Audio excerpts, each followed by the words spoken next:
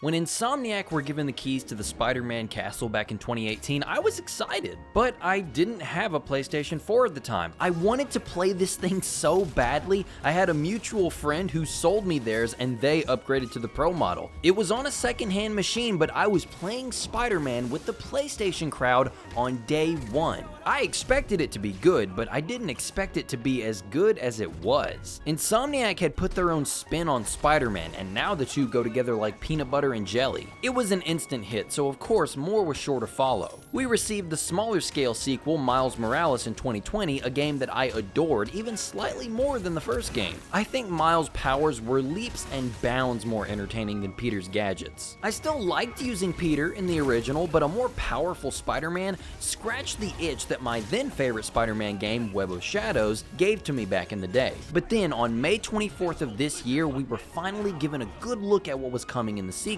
The black suit seemed to be giving me everything I loved about Miles, but in a much more threatening and aggressive way. So the game comes out, I'm putting the finishing touches on the Sonic Frontiers video, and I start seeing the reviews come in, and everyone's giving it 9s and 10s out of 10s, great stuff. And IGN, of course, does its IGN thing. They're always the oddball. They give it an 8 out of 10. I'm like, okay, that's, it's whatever. But then my best friend Nick says he agrees with that IGN review, and I'm like, whoa, hold up. Now I gotta see for myself. I will be cracking the story and gameplay wide open today, seeing as how I have some beef with almost every aspect of this production. But if everyone else is good, we got our spider snacks ready. Let's talk about how Insomniac's long-awaited masterpiece falls short in some major areas. Let's talk Spider-Man 2.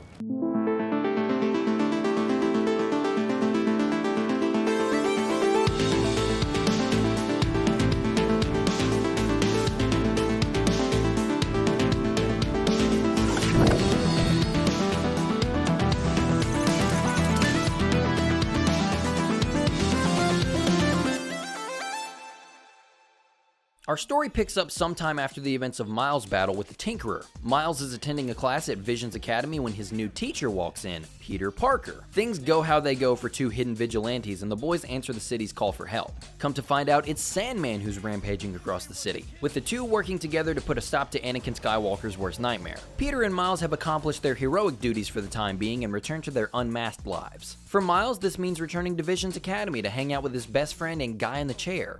Guy in the Chair. And his new crush, Haley. But Peter gets the pink slip for abandoning his students in a state of citywide crisis, so yeah. He heads back home to break the news to Mary Jane that she'll be alone on the bills for a while. Just then, there's a knock on the door revealing Harry Osborn, Peter's best friend from high school who's been sick for a very long time. It's never specified what illness Harry has exactly, but it's something terminal. Harry was alluded to in the first game, but now we see he's feeling much better thanks to the new treatment his dad has cooked up at Oscorp. The two chums then take a stroll down memory lane, and if there's one thing I think they forgot to mention during this scene, I think only of being in bed with you, my love. I can't help it. It's that Harry Osborn wants Peter to be his boyfriend. The love that Harry has for Peter goes beyond BFFs in this game. It's something that my best friend and I brought to each other's attention independently as we played the game, and I'll be curious to see what others think too. But this homoerotic bike ride culminates with Harry proposing a new employment opportunity for Peter. A research and development facility focused on making the world a better place, completely funded by Oscorp, the Emily May Foundation, named after Harry's mother and Peter's Aunt May. Peter accepts and is excited to make the world a better place. The Spider-Men are then on site as some high-profile targets are being moved and hopefully nothing bad happens. The boys jump in and stop this mystery faction. Unfortunately, the evildoers get away with what they came for, Scorpion and Martin Lee. But not before Miles has a moment with Lee, because if you'll remember, he's the one who killed Miles' father. Come to find out, this force belongs to none other than Kraven the Hunter. He's come looking for the most impressive combatants, not to recruit though, to hunt. He hopes to find someone who's worthy of his strength and is hoping to find that in Spider-Man's rogue gallery. Unfortunately for them, Kraven is no joke. They said you were a killer. Imagine my disappointment. Oh yeah, Daddy! Harry then brings Peter and MJ to Coney Island to relive their glory days. Too bad the Hunters show up again to ruin the festivities. Peter jumps in to do his Spider-Man thing, but is about to run out of steam only to be saved in the nick of time by Harry and his new super strength? The two reconvene and Harry guesses that this is part of his new treatment. To which the audience is looking at the screen like, whatever you say, Chief. But after one totally not gay training montage fueled by pizza and Blink-182, Harry now thinks he's all big and bad with his new powers. Craven has now kidnapped Dr. Connors and plans to unleash the lizard for his own hunting pleasure. Peter tries to put a stop to it, but Craven then enters the scene.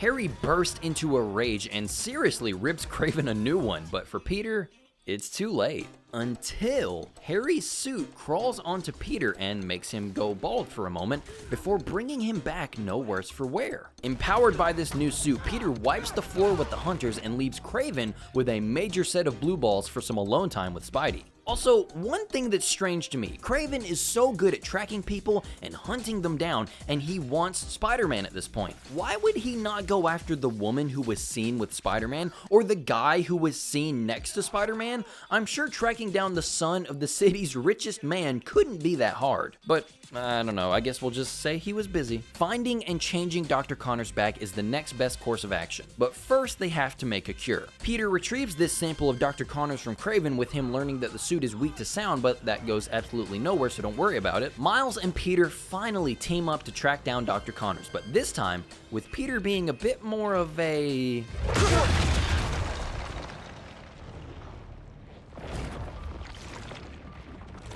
douchebag. But thanks to Miles' help, Peter is able to get Connors alone to forcibly administer the cure. Sometime later, after the Doc comes to, he explains how he and Oscorp came across the symbiote, which came to this planet on a meteorite. Dr. Connors says it's dangerous and needs to be destroyed, but Peter says no because it makes my ass look great and zips back home. The missile is very tired. He is eepy. The missile has had a very long day of splashing bandits and wants to take just a small sleep. He EB and Neebies to sleepy. Just then, the hunters show up, not because they tracked Mary Jane from the first Connors incident, but instead they followed Peter from the scuffle he just had with Connors. MJ backed Peter into the sewer after calling Miles in for backup. She barely escapes the rampaging symbiote Spider-Man, but Miles wasn't as lucky. He was captured by the hunters as bait for Peter. In the meantime, Harry ain't doing so hot. His illness has come back without the symbiote, and he can't help but blame Peter, with Peter being a colossal jerk about it. Why don't you pop some more pills and say what you really feel? I saw your story. I tried to tell you about that. Yeah, but you didn't, did you? I can't lose this job. Your job is to write the truth. I did. This is the first time in my life that I've been provoked to hit a woman. Miles is now making his way through Craven's funhouse of terror, only to discover that he intends to have him fight Mr. Negative. But good guy Miles uses this opportunity to come to terms with Lee, helping him escape with the instructions of going to find the other Spider-Man. Lee does this pretty quickly, and soon enough, symbiote Spider-Man descends upon the compound, heading straight for Craven and again giving him a serious workout. Craven would have been spider food if it weren't for Miles stepping in at the last second. Miles uses the power of church bells to neutralize the symbiote, giving Peter enough control to rip the thing off of him. Miles contains it and hands it off to Peter to take it to Oscorp to be destroyed. Thank you. And on the swing over there, Peter calls Mary Jane to apologize for all the stuff he's done because of that suit. But she kinda gives him a cold shoulder after apologizing, to which Peter says, Got a lot more apologies to make when this is all settled. One thing at a time. look, I know there are people in trouble right now, but I feel like Peter would be putting in way more effort here to apologize to Mary Jane after all of this. This is one of the smaller examples of the whole story feeling like it doesn't know how to take its time, but we'll talk about that more later on. Anyway, now back at Oscorp, Oh, hi, Harry! Connor said it was... I saved your life!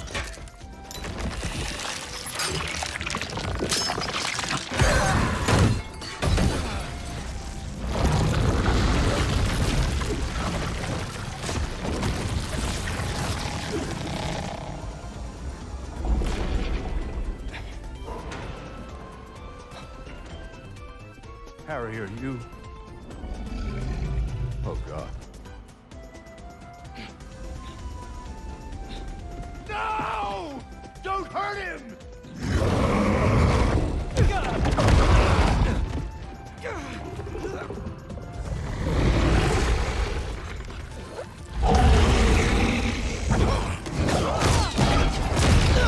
Sorry to interrupt the story summary with this, but it was too wonderful for me to have to wait. But Venom is now on the field with Harry behind the wheel. Kraven and his hunters show up unannounced like always, leading to them all getting the 19 inches they deserve, and Kraven finally meets his match, leading to one of the most graphic Spider-Man scenes we've gotten up to this point, in the games at least. I'm sure the comics have gone to much crazier places, but this sure did grab me when it happened. Harry, under the symbiote's influence, vows that it's now time to save the world, and to do this, they need Peter. I don't think it's ever explained entirely why the symbiote wants Peter. I'm sure it has something to do with him being a stronger host, but I don't know if the story ever makes that clear. Even back at Coney Island, it's unclear why the symbiote is so interested in him. Maybe it's because Harry has more influence and just wants his boyfriend back? Either way, the city is his first conquest, turning New York into a war zone with symbiote spawn everywhere. It's a hellscape, and also more than Peter and Miles can handle. The two meet up at City Hall to fight the infection. It's not going well, but the two are saved by the returning Martin Lee. Well, okay, Miles was anyway. Peter was exposed to too much symbiote again, but Mr. Negative claims he can cure him if he can get in his head. So he and Miles traverse Peter's mind to push back the symbiote's control. This is probably my favorite moment that Miles gets in the game. We get some sort of resolution for Miles' side of the conflict at the Hunter's compound, but here, Miles truly feels like Spider-Man. Lee, why did you do it? What did you want? Revenge. Norman Osborn's the reason my parents are dead, so I dedicated my life to making his hell. I'm sorry, Miles. He not only helps to completely clear his own conscience, but he helps Lee get closure as well, leading to Mr. Negative sacrificing his own power to save and give him control over the symbiote inside. Using this new anti-Venom suit, Peter pushes back the Horde for the moment. Venom then finally reunites the two halves of the meteorite, and with this new power, he pushes the Hot Topic takeover of New York even further, with tendrils sprouting out from everywhere and the symbiotes controlling the majority of the city. It makes my Web of Shadows bias very happy. Miles, Peter, and MJ then head to the Emily May Foundation for a huge climactic battle with Venom. A hard battle is fought, but Peter zaps Harry free of his symbiote, and Miles and MJ destroy the meteorite, clearing the city of symbiotes. It's too bad about Harry dying though, until Miles comes up to zap Harry back to the land of the living. Thank you. Too bad again that he's now a vegetable, and his daddy isn't happy about that. Afterwards, Peter essentially retires from Spider-Man work, implying that Miles will be soloing the superhero thing from now on. I honestly don't blame him though. I'd want to retire and make babies with Mary Jane too. After the credits, we see Norman talking about the G serum, so we'll probably be getting the Green Goblin in the next game. Also, Otto tells Norman that he's glad his son is now Larry the Cucumber, and we'll be getting Spider-Girl in the next game. But yeah, that's it on the story. It's good for the most part. It hits the beats that you'd expect the Black Suit story to hit, but a lot of the details are lacking. One of my biggest complaints is how the characters, especially the two Spider-Men, don't have the same amount of significance. Miles feels pretty unimportant in his co-star role. He doesn't have a lot to do in this Black Suit arc. When it comes to him interacting with the suit, he really doesn't. Peter has the suit a few days before the battle with Dr. Connors and the Hunters, but that's the first time Miles sees the suit. Right after this is when he gets captured, Peter then rescues him, and Miles gets the suit off of Peter. The next big thing is Miles saving Peter's life with the help of Martin Lee. Guess I should thank you. Would you stop saying that and just do something right yourself? And then during the final battle with Venom, Miles is on ad clear the entire time. He just sticks the meteorite in the particle accelerator and gives it a tickle to set it off. He maybe knocks Venom around for a little bit, but nothing truly important. Miles is focused on the Mr. Negative stuff throughout the game. He's going through his Uncle Ben crisis of, I need revenge on the men who killed my father, but it's consuming his life, yada yada yada. Again, it's the same Spider-Man dance we've seen before. It causes some civilians to almost get hurt, and this is the only time Peter saves Miles, by the way. But then he has his meeting with Martin Lee in the Hunter's base and tells him that he's not going to let him take over his life anymore. But even before this,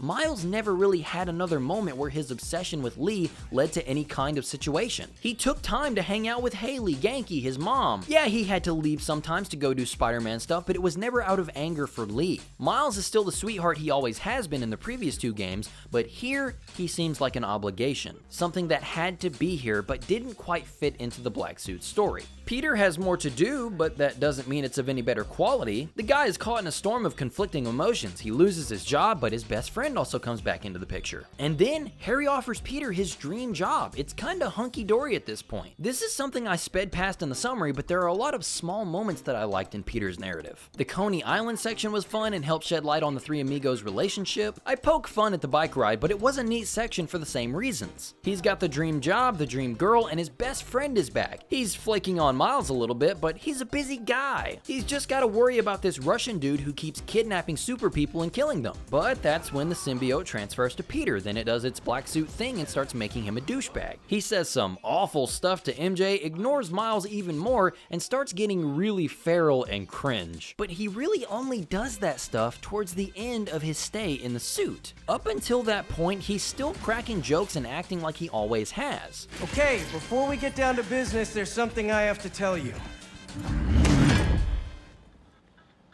I'm fresh out of honey.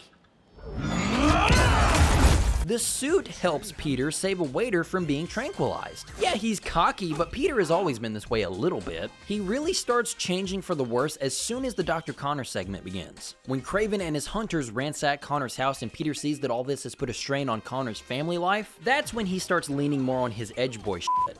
Oh, now they're gonna pay for this. Craven is in for a world of wallops. He starts getting down on Miles and saying that he's holding him back, but never to his face, I should add, only in a phone call with MJ. Then he cures the doc and gets told of the suit's origins, and when Connor says they have to destroy it... Destroy us? It's at this point Peter is losing control. But this is also when he goes back home and we're put on the fast track of getting rid of the suit. I'm not a Spider-Man encyclopedia, but I've seen the black suit arc done enough to know that this one feels a little rushed. Peter's transformation from newly powered up Spider-Man to savage symbiote monster feels like it happens too fast. He also messes up a lot in this game, constantly leaving Miles and MJ, mostly Miles, to clean up his messes. Thank you. The black suit has been done way better before. We hit the important beats that we need to for the black suit, but we hit them too quickly. And this fast track through the black suit arc doesn't allow things to properly marinate, leaving us to connect dots that weren't really there in the ways the suit was changing Peter. The issues with the two main characters can't help but trickle down to the other characters as well. Mary Jane has been under a lot of stress since Peter got fired in the opening of the game, leaving her to continue to cover his aunt's mortgage. And if there's one thing this game does pretty well, it's show us how much Peter and MJ care for each other. They're a solid couple in this game. Their time alone on the Ferris wheel, the way Peter only truly confides in her, I'm convinced these two are in love. Thank God there's not even an attempt at a goofy love triangle with Harry. But so that makes it even more head-scratching when MJ gets turned into Scream. It's visually cool, but it also feels so unnecessary. You could argue it helps Peter see that he takes MJ for granted, even though that hasn't really been something we've seen him struggle with outside of the one scene at the very beginning of the game in Ame's house. But then after this, she's just a powerful badass lady who helps save the day, which is fine, but I don't know why this little road bump was needed other than saying, whoa, Mary Jane just got turned into a symbiote. It's a neat sequence, it's just unneeded, plain and simple. It feels like something they wanted to do just because we're doing the symbiote story. Venom gained nothing by doing it other than maybe slowing down Peter, but it feels more like he was trolling him. It was over as quickly as it came, and taking it out would have changed nothing. And speaking of Venom, Harry is so gay for Peter in this game.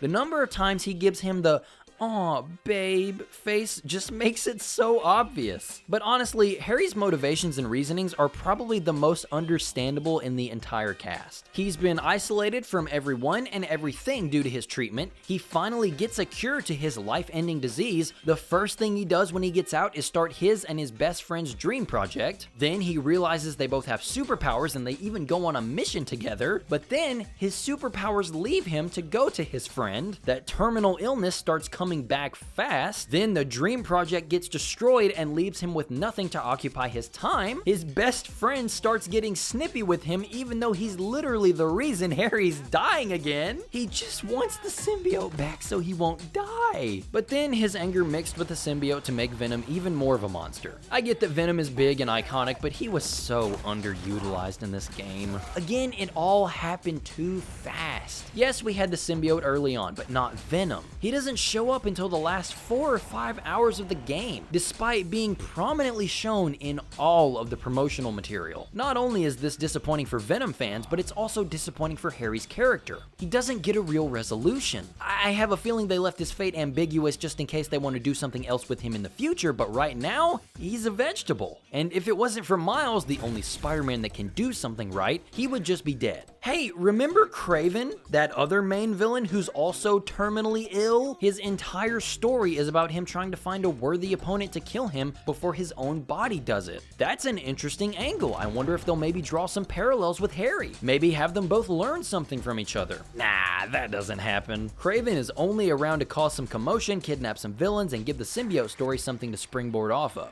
And once he's served his purpose, Venom takes him out of the story completely and the game becomes Symbiote Town. It's only ever surface deep with these characters, and nothing feels like it sticks around long enough to have any lasting impression. No betrayals hit as hard as Doc Ock in the first game. Nothing hits as hard as Aunt May telling Peter she never wanted him to worry. It never slows down long enough for those touching moments to set in. Miles' story comes the closest to making me genuinely invested. Miles saves Martin Lee so many times that he makes him comfortable enough to share his secrets regarding his parents' death at the hands of Oscorp. That's one of the most Spider-Man things to happen in this game. I think Haley and Miles' relationship is cute. I thought Haley's mission was incredibly cool. You could just tell how much effort went into this, and I loved it. Genki telling Miles about the girl he's seeing was really sweet, and Rio Morales? Now hear me out. What if we really teamed up on the next one? I can get my own suit. Ma. Maybe. Algo con brillo. Ma, stop. This is the kind of stuff that just makes me smile. But as far as the main story goes, I wasn't terribly impressed. I know I keep saying it, but it's because it's so true. The story felt like it went by too fast. It has some really great moments in there, but a lot of them could have been made so much better by slowing things down. It reminded me of how I felt when I played God of War Ragnarok, where my feelings were pretty positive in the moment, but when I stepped back and looked at the bigger picture, there were a lot of things that seemed to be missing. Pieces of the puzzle that felt underdeveloped or just missing altogether. The side quests help the pacing a little bit, but they're detached from the main narrative so much that it feels like they're all happening in their own pocket dimension, outside the rules and events of the main story. You know, actually, let's talk about this. So the side quests rarely reflect the state of New York at any given time, right? The only one that comes to mind is the very end of the Flame side quest with Wraith, where it's revealed that the leader was after a symbiote sample, and it turns out to be Carnage. There you go. See you in the next game, or maybe DLC. This makes the entire last third of the game outside of main story missions feel kind of vapid. The only other side quests that are affected by this are the random crimes that now see some people being attacked by symbiotes. And there are the symbiote nests themselves, but that's a no-brainer. I know it's not entirely fair to compare Web of Shadows as a whole to this game's last 5 hours,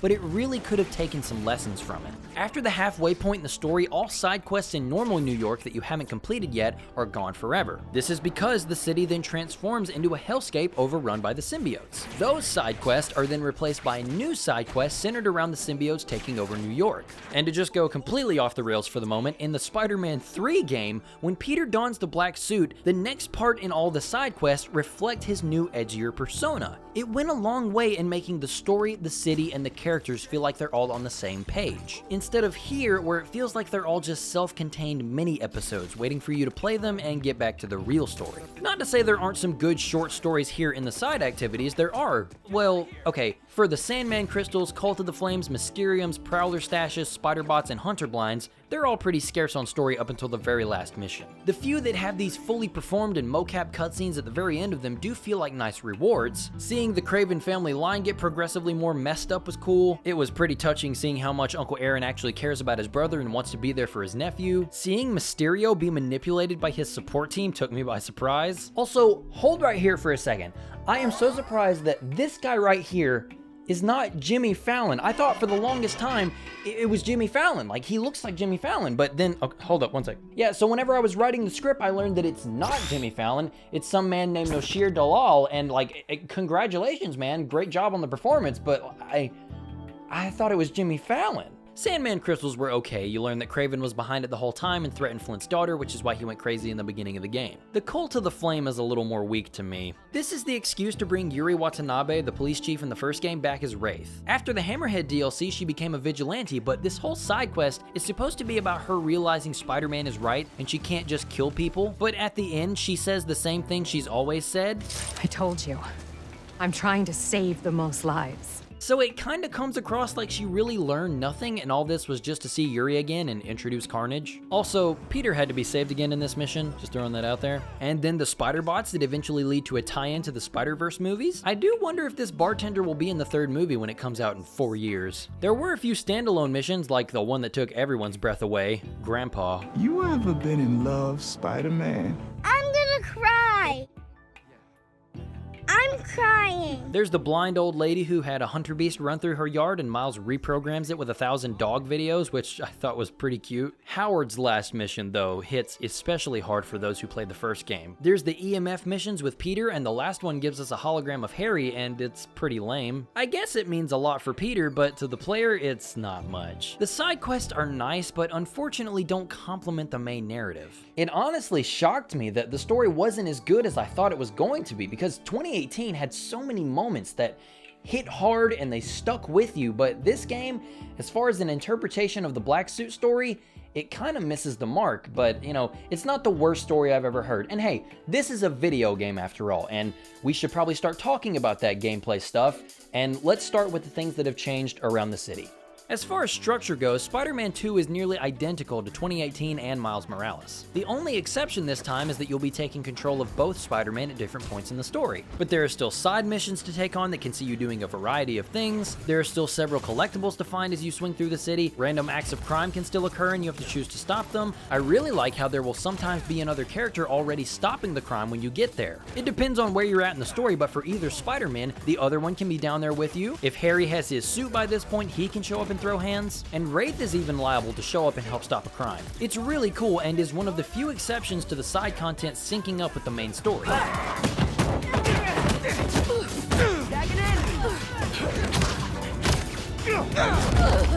Thanks to the Friendly Neighborhood Spider-Man app introduced in Miles Morales, you're able to see and complete the main and side missions as you see fit. I love this thing for how organized it keeps all of your tasks. And all the other side quests are just activities you can see on the map. You can't go from one main mission to another without running into 3 other things that need your attention in the open world, which is great. Even better that they're all fun for the most part. I'm not crazy about the mini-games like the gene splicing or the fixing the molecule thing. I appreciated the find the frequency thing thanks to the DualSense controller. It's a mini-game that takes physicality into consideration, which I've always appreciated. It also makes one of the QTEs at the very end feel that much more impactful because you're holding the triggers down all the way. The Spider Buddy missions were okay, not my favorite, but not the end of the world. The Mary Jane sections, though, were noticeably way better. But I would still say that the only genuinely great one was, yep, you guessed it, the Queen's mission. The first one in the Hunter's Lair was alright, but felt a little too easy. I like that she has a way to actually defend herself this time, but this one felt like it dragged on. The second one, though, in the suburbs of Queens, was fantastic.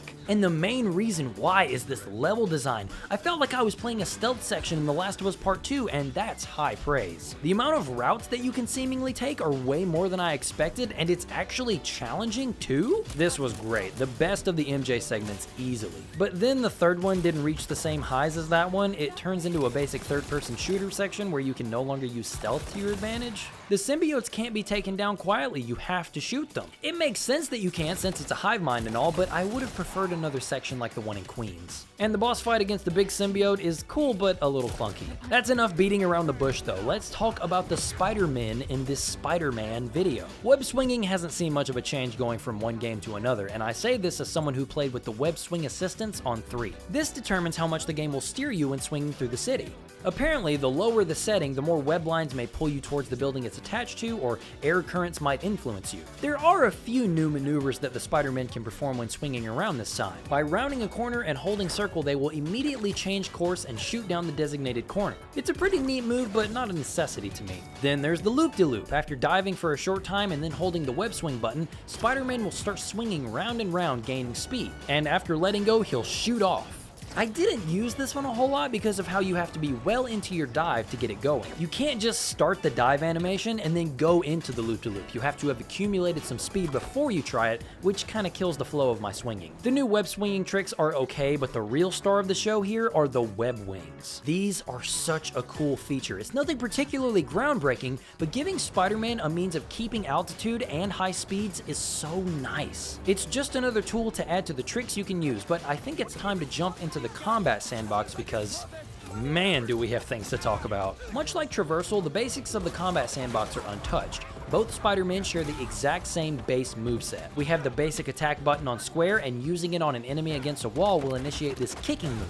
It's a cool move to have, but it's a little situational. Holding square will initiate a launcher, air juggling with the basic combo is still a thing, and a held input in the air will lead to a swing attack. Triangle will use the web dash attack to get the player back into the enemy's face, a move that every Spider-Man game should have, and it still works wonderfully here. Holding down this button will attach a web line to the enemy. If the left or right trigger is held during this, the enemy will be slung to the left or right respectively. And if they're both held down, Spider-Man will yank them straight down. These are great for just messing with one enemy, but the web lines attaching to the enemies can also interrupt and clothesline surrounding goons. All of this can also be done in the air, as well as being able to bounce enemies off the concrete by holding down triangle on its own. Circle is your dodge button, of course. Timing it just right will grant you a perfect dodge, webbing up the enemy that attacked you. New to the mix though is the parry on L1. Enemies will have a couple of different kinds of attacks. Regular attacks with a red notification above their head can be dodged or parried. Yellow attacks will have to be parried, and blue attacks, or crush attacks as the game calls them, will have to be dodged.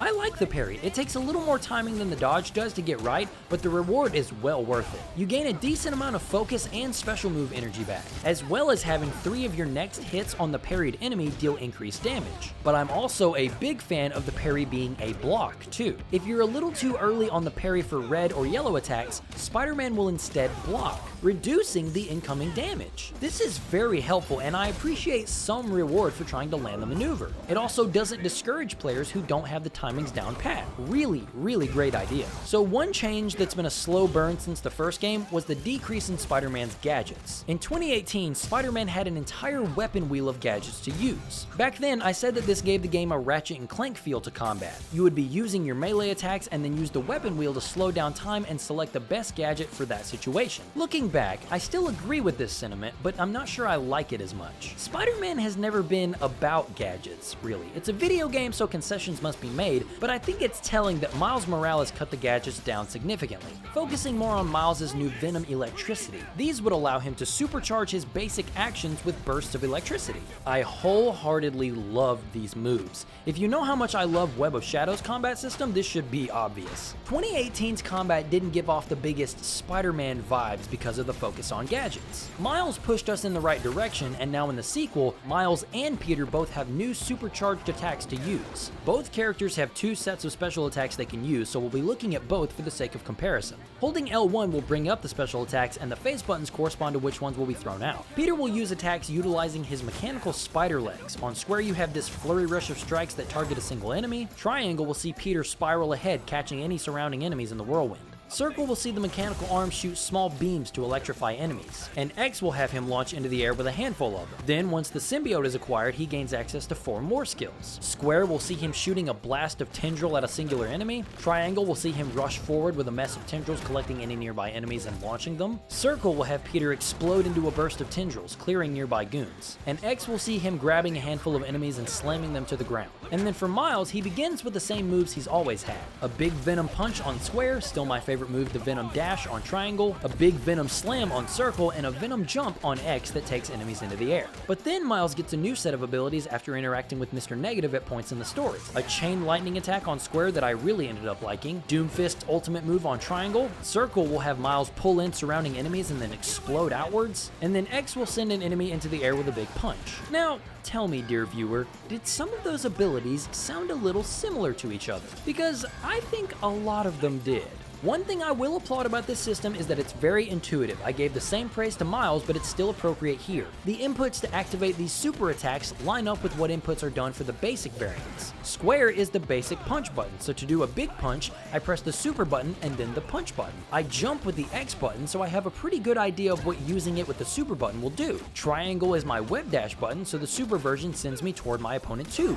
I love that consistency with the inputs, but that also doesn't mean every super has to be so redundant. While it is true that each character can only use one of the special moves for each button, mixing and matching between the two sets, a lot of it feels superfluous, seeing as how the moves in each category are very similar to each other. Even when comparing both Spider-Man or comparing their own movesets. Peter's arm flurry and tendril punch are visually different, but as far as what they actually bring to the sandbox, it's pretty inconsequential. They both badly damage, probably take out the enemy you target, and then send them backwards. The whirlwind move and the tendril dash do the same thing, except one pushes them away and the other launches the enemy. The jumping attacks are probably the worst offenders. 3 of the 4 attacks for both Spider-Man are just taking enemies into the air. Now, don't get me wrong, there are some standouts in the bunch, and wouldn't you know, those are my favorites. The symbiote slam move on X is great at shutting some enemies down. Miles' chain lightning move is on Square, but once it's fully upgraded, it can erase clusters of enemies. I kept the spider leg beam attack even after unlocking the symbiote suit because I liked it as a ranged option.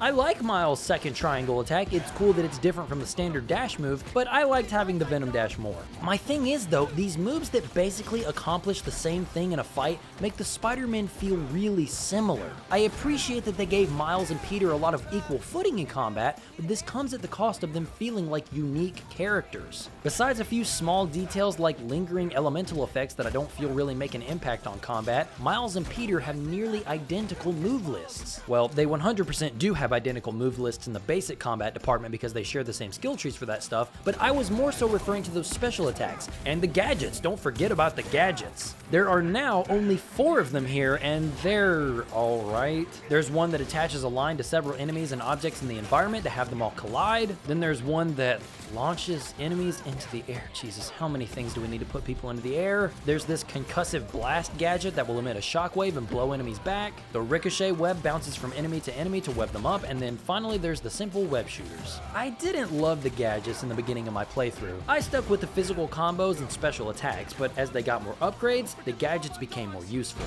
It's gonna try to kill us next!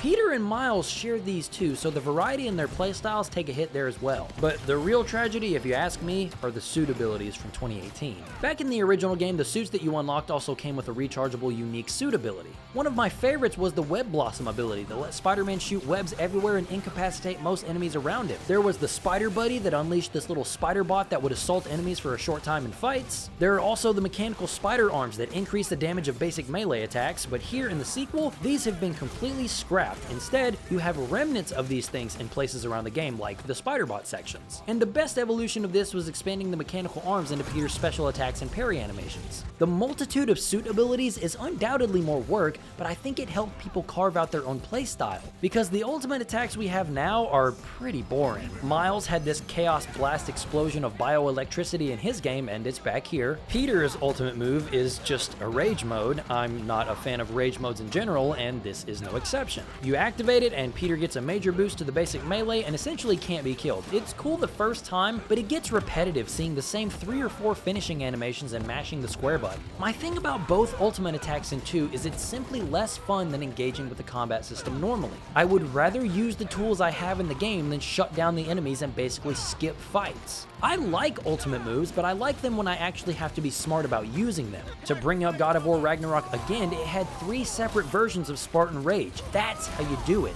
I would be willing to trade some of the familiar feeling special moves for variations of the ultimate abilities. Or hell, in a perfect world, I'd love to see the suit abilities back. And I don't think these would cause issues with the balancing because this game is already on the easy side. Even playing the game on hard for my first playthrough, the only place I really struggled was in some of the boss fights, but not because these fights are hard, but because they're extremely messy. I applaud the team for wanting to create these boss fights that are more like one-on-one duels, like something you'd see in any other action game. But Spider-Man isn't just any action game. I like these fights for the most part, but what happened to the variety? Even back in 2018, each of the Sinister Six's boss fights were wholly unique from one another. You had the Vulture and Electro boss fights, which was high up in the sky and you had to avoid their attacks while also swinging around. You had the Scorpion and Rhino boss fight that was more of a puzzle. Then you had the climactic Doc Ock fight. These all still hit the mark as boss fights, but they all felt very Spider-Man. But here, they all feel like,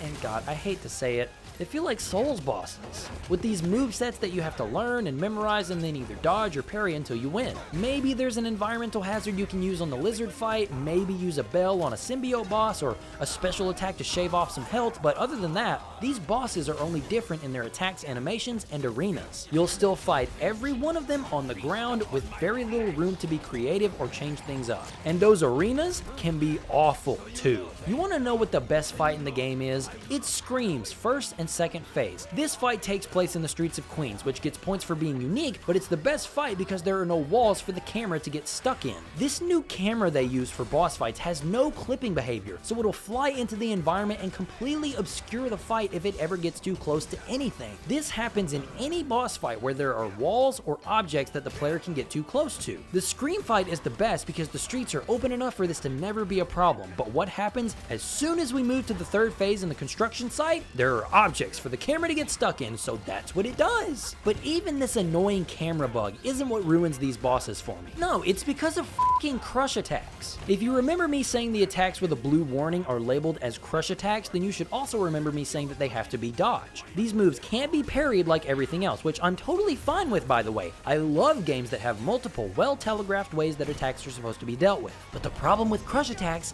is that they aren't telegraphed for shit. Holy f***, these things are awful. Every other type of attack in the game is given just the right amount of time before you have to react to it. Even with the yellow attacks that have to be parried, you can tell that the enemy kind of unnaturally lingers in the air to give the player a second to make a decision. Crush attacks don't do this at all. They come out within a fraction of a second. They come out so fast that I genuinely have to wonder if they're bugged. It'd be so much better if the animation preceding the blue warning indicated that the move coming out will have to be dodged. But the attacks designated as crushing just look like any other attack. There are a few you can anticipate, but only because they're part of a set combo, like the Lizard's 2-hit combo that finishes with a crush attack, but all the other ones are little fun surprises, except they aren't fun. Aside from that though, combat is enjoyable. While the decline of gadgets is somewhat saddening, I would take the combat system we have now over the others. While the gadget wheel gave Spider-Man combat its own feel, the removal brings the speed of the encounters way up. No more stopping to choose the right tool for the job, you just have to make constant decisions. Special attacks are a great new addition. I like that we have so many to choose from, but I hate that they're all the damn same. Less everyone gets taken into the air and more chain lightning and tendril slams. I have no idea why there wasn't an attack that was just a huge tendril sweep. Man, Web of Shadows is a really fun game. I really do wish that suit abilities could come back in some form, or at least give us ultimate attacks that have more uses than just, oh, you win now. Jesus Christ, there's no better example of how little you have to try in this game than the stealth sections. Stealth was probably the most balanced in 2018. The encounters were tough, but mainly because of Spider-Man's rigidness. He was quite limited in a lot of ways when compared to what other stealthy spiders could do previously. Miles Morales introduced wall takedowns and ceiling takedowns, and this broke the challenge of stealth sections in half. You didn't even have to try in these, you just wait around on the walls or above them and take enemies down when it's safe to do so. But in the sequel, it gets even worse! I've got 2 words for you: web lines.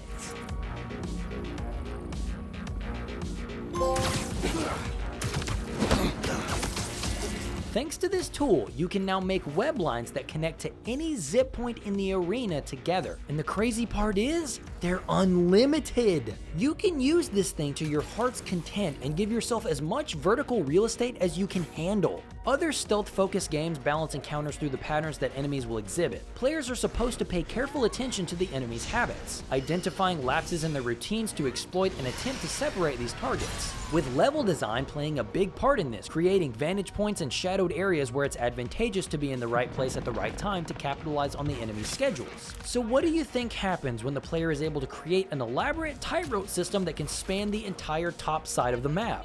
The challenge and tension absolutely evaporate. Giant warehouses that would have given you trouble in the first game, they now become trivial because you can stay above the opposition indefinitely and zip to any opponent that the game tells you is safe to take down. I played the first few hours without this ability because I honestly just didn't think about it, but those were the most engaging stealth sections in the game for me. The basics are still extremely engaging, even if wall and ceiling takedowns are a little too helpful. But then after I started experimenting with the web lines and realized how useful they were, the stealth sections were just a road bump. We definitely could have used some extra difficult enemies to make these more challenging. Maybe have some hazards like electrical walls or spiked ceilings, or maybe some kind of pressure plate mechanic that forces you to always be on the move when on walls and ceilings. This also makes Miles' other signature ability, going invisible, feel totally unneeded because it's already too easy. Finally, I need to talk about this game's performance. I played my entire playthrough in the performance mode and had a smooth gameplay experience for the most part. During combat, I rarely ever saw any dropped frames and the Spider-Man action never looked better. The Venom set piece was pretty wild. Rampaging through the lab environments and climbing higher and higher through Oscorp was awesome. And then the neon-soaked city setting was absolutely immaculate. Still though, throughout the entire game, the most impressive set piece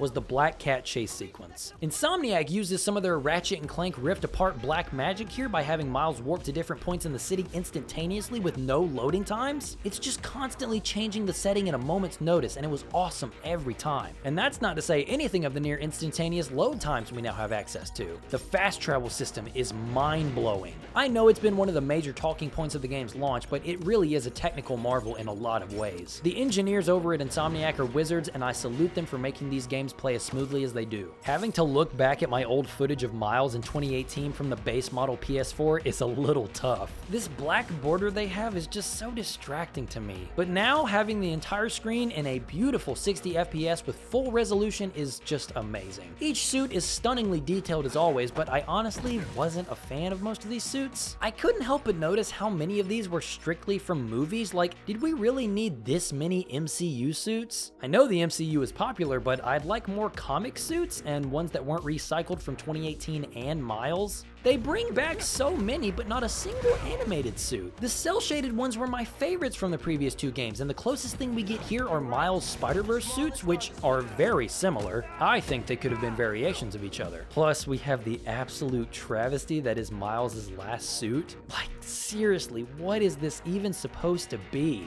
It's time for a Miles Morales original, you know? One of one.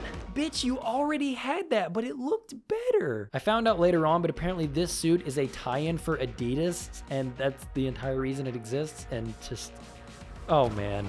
It's so awful. Also not crazy about the symbiote suit's design in this game. The way it looks like a helmet and armor is, it's an interesting take on it, but any chance I could, I swapped to the classic black suit. Those are some nice alternate colors too. But other than those small nitpicks, I really have nothing to complain about when it comes to the game's looks and sounds. But one thing that I absolutely cannot ignore is how buggy this game is, and it's buggy on launch. Like, this is one of the messiest launches I've seen for a game in a long time. Most of my notes when I was recording gameplay were just bugs, just timestamps for bugs. Let's start from the top, I guess. Okay, so the first thing I got was this cop sliding across the floor right here. A takedown bugged my game and caused this random crime to freeze up. When the black suit was transitioning onto Peter, he loses his hair for a moment. Then shortly after that, my game decided to crash, so that was cool. This context-sensitive prompt wouldn't load to take me into this room, so I had to reload a checkpoint. During the fight for the EMF, an enemy got stuck behind this wall, forcing me to restart the entire encounter. The last phase of Peter's fight bugged out completely, and he got stuck in this tree. Thankfully, I could wait around and use Miles' AoE attacks to hurt him and finish the fight. Then the magical cutscene where the headless Spider-Man was born happened. This was ridiculous, but it did make me laugh a lot. Kinda destroys any tension this scene could have had though. But then after that, my game decided to crash for a second time. This guy getting his head shoved through this bus is perfect for one of those Spider-Man doesn't kill memes. My last bug was this special moves tutorial bugging out and forcing me to load the checkpoint. But Nick was lucky enough to record the notorious Spider Cube. It's a white cube. They're all white cubes.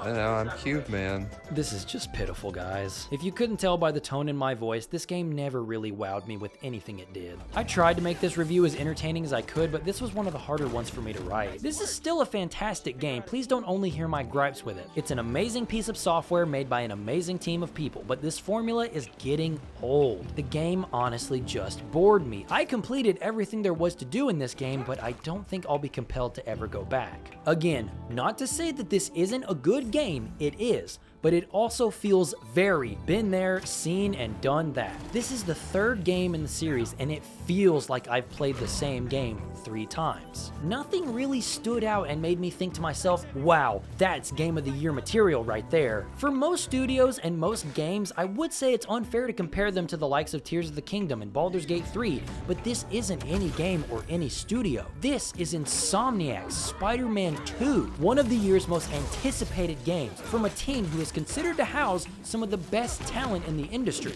I don't think it's wrong to expect the best from them, especially in a year that has given us absolute bangers one after another. I'm sure we'll be getting a third game, if not another in-between game for Silk like Miles got, but I hope by the time we see that game, the formula has undergone a drastic change, because it's already starting to grow some cobwebs. The story, while not bad, has seen more interestingly done adaptations, and the key moments feel like they're here one moment and gone the next, with no time for us to consider the impact of what just happened. Oh snap, I haven't even mentioned it yet, but I always love how Sony first-party games put so much time and effort into their photo mode, and it's no different here. I love being able to mess with the light sources and create new ones, and whoever had the idea to give us a green screen background, I love you. The combat, while a step in the right direction as far as an action game goes, feels like it misses some of the uniqueness we had in 2018. The new special moves make the game more kinetic, but the removal of things like suit abilities and unique gadgets make Peter and Miles feel more similar than they should. Technically, the game is a tour de force, and it should and assuredly will be remembered for that, but it's also extremely buggy in a way that feels really odd for a Sony first-party game.